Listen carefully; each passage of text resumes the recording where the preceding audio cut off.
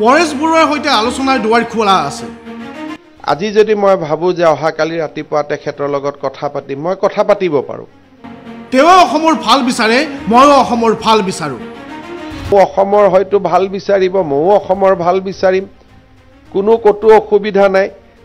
সমস্যা মাথো সাৰ্বভৌমত্বক লৈ তেওঁ কয় যে মই কি কৰিম, ইমান মানুহ মোৰ কাৰণে মৰি গ'ল, আজি এই বয়সত মই এতিয়া কেনেকৈ ইয়াৰ পৰা আঁতৰি আহিব পাৰিম। ময়ো কওঁ যে মইতো শপতে লৈছোঁ ভাৰতৰ সাৰ্বভৌমত্ব অক্ষুণ্ণ ৰাখিম, গতিকে সেইটো লৈ মই কেনেকৈ কথা পাতিম। 1 জানুৱাৰীৰ দিনাই মুখ্যমন্ত্ৰীৰ বিশেষ ইংগিত। তেওঁ হয়তো নিৰীহ মানুহৰ ব্লাড ছেড নিবিচাৰে, ময়ো নিৰীহ মানুহৰ ব্লাড ছেড নিবিচাৰোঁ। So' there are point of difference also', point of agreement also'. এনেকৈ গৈ থাকোঁ আগুৱাই, কিবা এটা হ'বগৈ কেতিয়াবা। We should remain hopeful.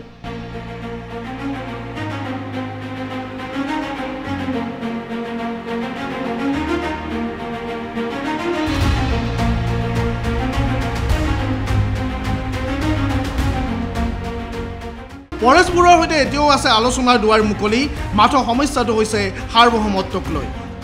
Paresh বৰুৱাই সাৰ্বভৌমত্ব বিচাৰে, কিন্তু অসমৰ মুখ্যমন্ত্ৰীয়ে সাৰ্বভৌমত্ব সম্পৰ্কত আলোচনাই কৰিব নোৱাৰে, কিয়নো মুখ্যমন্ত্ৰীয়ে সংবিধানৰ নামত শপত খাইছে আৰু মুখ্যমন্ত্ৰীয়ে সাৰ্বভৌমত্বৰ বিষয়ে কাৰো সৈতে কথা নপতাৰো শপত খাইছে। সেই বিষয়টোক লৈ আগবঢ়া নাই আলফা আৰু চৰকাৰৰ আলোচনা। এই সম্পৰ্কে মন্তব্য প্ৰদান কৰিছে অসমৰ মুখ্যমন্ত্ৰী হিমন্ত বিশ্ব শৰ্মাই। হিমন্ত বিশ্ব শৰ্মাই লগে লগে কয় যে পৰেশ বৰুৱাৰ সৈতে কথা বতৰা হয়, পৰেশ বৰুৱাক যোগাযোগ অব্যাহত আছে, কিন্তু কেৱল সাৰ্বভৌমত্ব বিষয়টোক লৈ লাগি থকা বাবেহে এতিয়াও হোৱা নাই আলফা চৰকাৰৰ মাজত আলোচনা।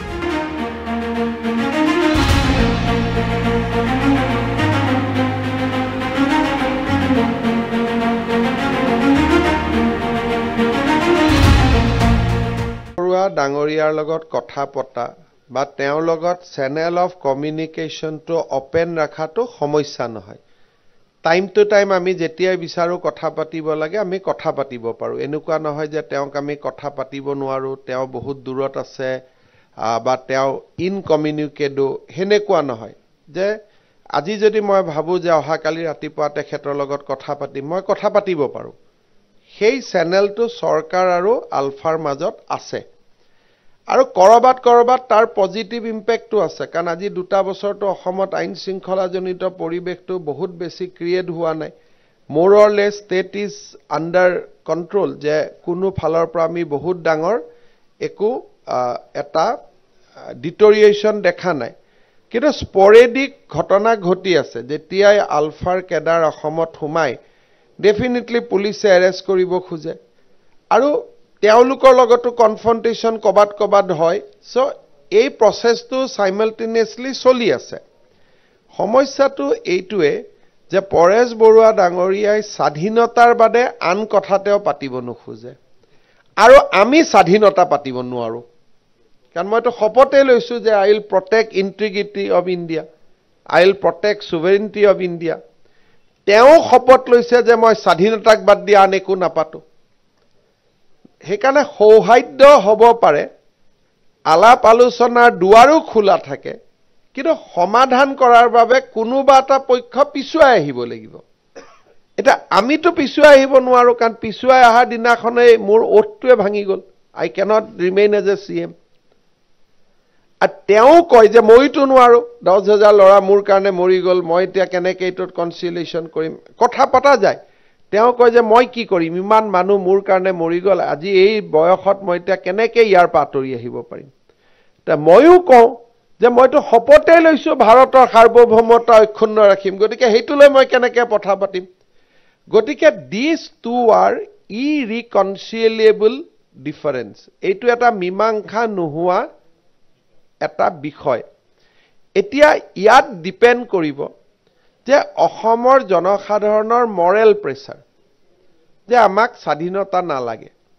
সেই ধৰণৰ যদি পৰেশ বৰুৱা ডাঙৰীয়া কোনোবা এটা বিশ্বাস দিব পাৰে যে স্বাধীনতাৰ দাবীটো আপুনি এৰিলেও অসমৰ মানুহে আপোনাক বিশ্বাসঘাতক বুলি নকয়, কাৰণ আমি নিজেই নিবিচাৰোঁ স্বাধীনতা, ডেফিনেটলি তেওঁৰ মাইণ্ডটোত পৰিৱৰ্তন হ'ব পাৰে। কাৰণ তেওঁ য'ত আছে তাৰ পৰা সদায় তেওঁ তেনেকেই ভাবে যে মই যদি ইণ্ডিপেণ্ডেন্স ডিমাণ্ডটো এৰি দিওঁ, history will consider me as a বিট্ৰেয়াৰ।